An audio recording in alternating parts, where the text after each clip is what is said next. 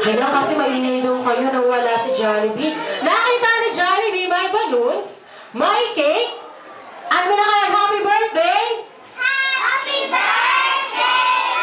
Sino may birthday? Si Addison. Kaya gusto ni Jollibee, maglalaro muna tayo para ma-warm up kayo. Alam niyo ba yung larong Bring Me? Ayan, dahil marami kayo, hahatingin muna natin sa grupo. Dahil maglalaro muna yung mga babae. O, upo muna yung mga boys. Ayan.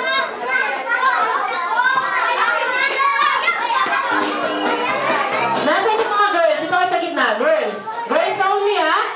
Ayan. Okay, girls? Oh, mamaya nagdadalaga na siya. Okay, girls, harap kay Ate Feds. Nagkita siya. O, harap kayo kay Ate Feds. O, huwag na kayo lumina. Ayan, harap ka kay Ate Feds. Nasaan si Ate Feds? Ituro. Nasaan si Ate Feds? O, ako yun. Akala niyo ako si Jollibee. Okay, Jolly Kids, maglalaro tayo ng Bring Me, pero iibahin natin. Dahil ang Bring Me natin, gamit. At kabisado niyo ba yung alphabet? A to Z?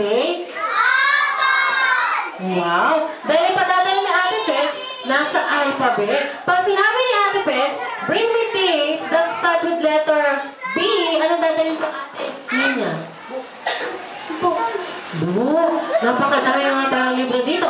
Dahil alam mo na mechanics ng games, pwede pong tumulong yung mga teacher at yung mga visitor. Bring me things that start with letter C.